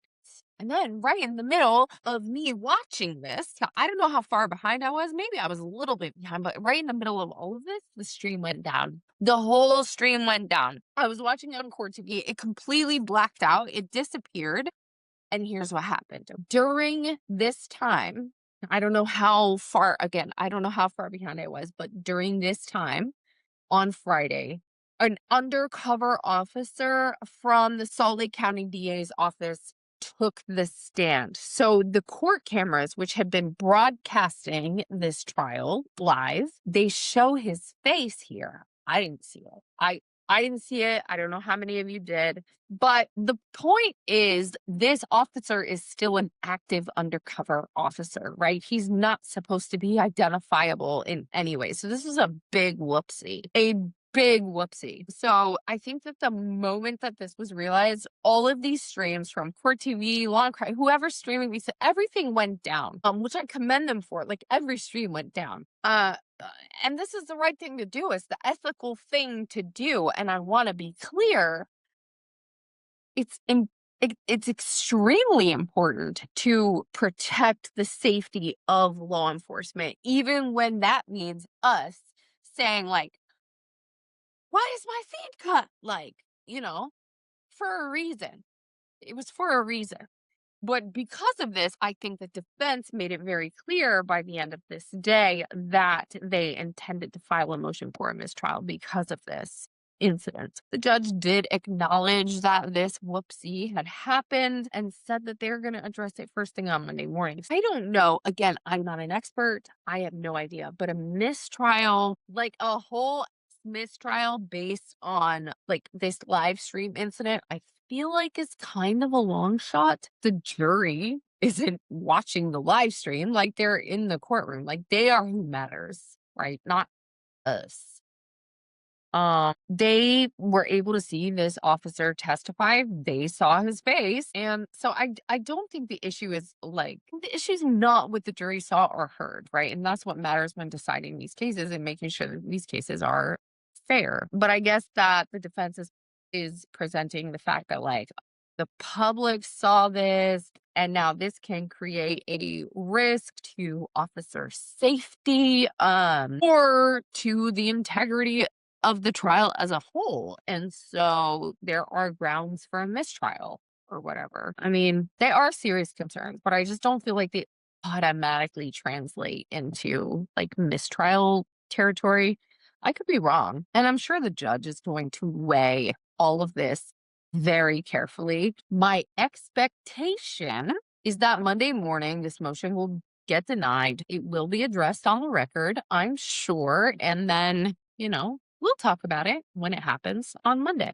What I will say is this. I mean, obviously, defense is always looking for a mistrial, and I feel like they've been looking for a mistrial since day one, right? They were very eager when Chelsea Gibson made the jail call slip. There were a lot of objections to the hypotheticals, and now this has happened. So again, I don't think that any of these individually raise to the level of a mistrial. Again, Not an expert, could be wrong. But whether they're like accumulating all of these things into something that they can argue cumulative prejudice, that might be a tougher question. I don't know, but I don't think we're there. I think definitely trial continues on Monday for sure. That's it, guys. We did it. We did it. We made it through week one of the Kouri Richins trial. I don't know. I have my own thoughts, my own feelings, my own opinions, but I'm really excited to talk about yours because I'm constantly thinking, like, what is everybody thinking here? What are we thinking? What are we thinking? What are we thinking? Right? What the prosecution has built. This is just my little summation. Okay? Hang in there. In summary, prosecution spent week one laying what I think is a very solid foundation. Eric Richins died from fentanyl intoxication.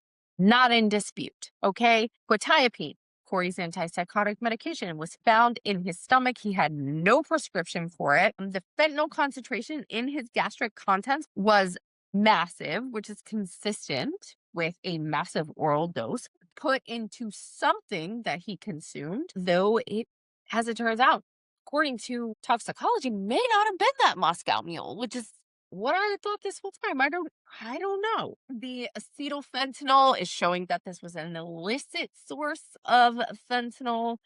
Carmen Lauber, she's testifying that she bought it for Kouri 4 times. Kouri paid for it. Kouri texted her asking for more 2 days after Eric's death. Then we have Anna, who testified that she was asking a completely different person, her partner, for fentanyl before she had even asked Carmen Lauber for it.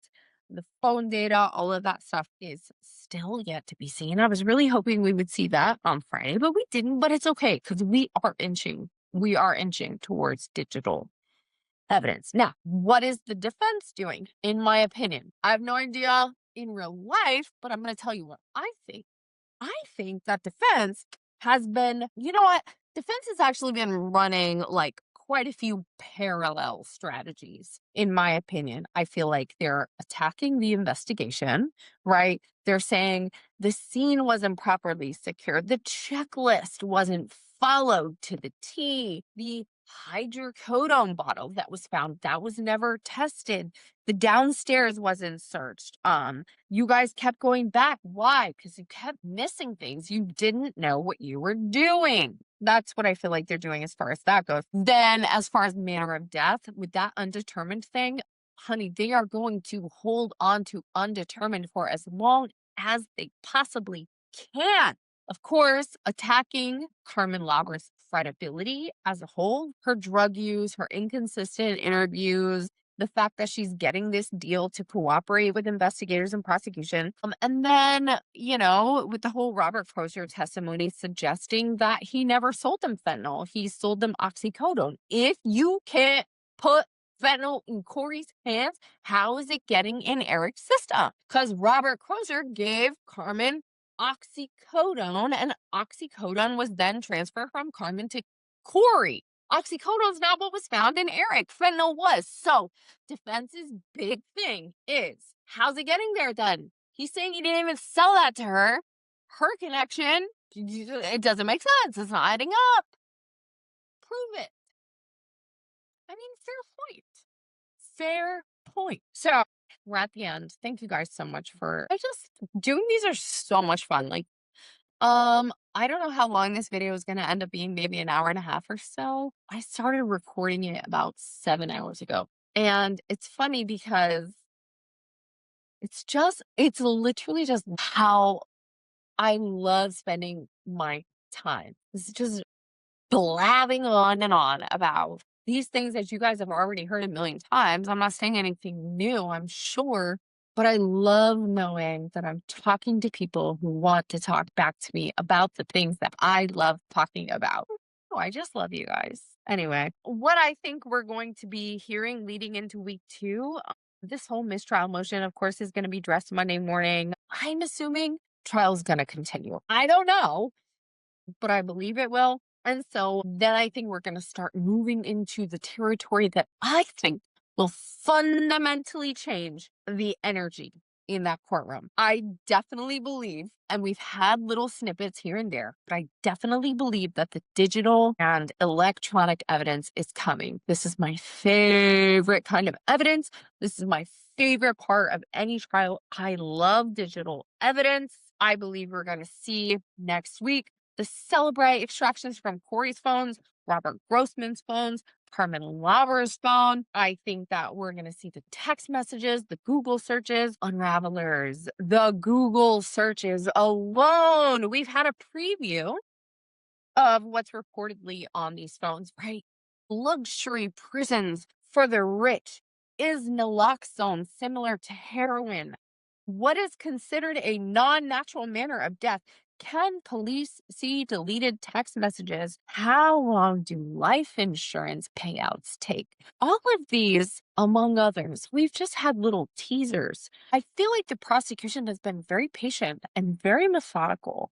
I feel like this week they took their time to build this scientific foundation. I feel like they established their supply chain as far as the illegal substances are concerned. They put Carmen Lauber on the stand and they let defense take their best shot at her, and she is unshakable. So now I think we're going to get into the full story. We really need to know, we really need to prove how that fentanyl got into Eric's system. Show us something. You have to. It's your burden. Okay. But I feel like the orange notebook is coming. I feel like the walk the dog letter is coming. I feel like all of the text messages are coming between Kouri and Carmen, between Kouri and Robert. All of it's coming this week. Week 1 was just the setup. Week 2 is going to be the substance. So stay with me, Unravelers. We are just getting started with Kouri Richins. I'm going to go. Thank you. Thank you so much for being here, for listening to me. And I promise I will be back on Monday afternoon with trial day 6. And I will try to do every other day next week, just so I don't get so bogged down with 4 days of trial to talk about in one episode. Until I see you guys again, have an amazing, amazing Saturday night. Enjoy the rest of your weekend, whether that's being super productive or doing absolutely nothing. If you don't want to get out of those PJs, girl, nobody's making you. Nobody's making you. Enjoy it. Because Monday will be here before you know it, and we'll all be pulling our hair out. Until I see you next week, you know what to do. Please, please stay safe. Keep asking questions and keep unraveling. Love you.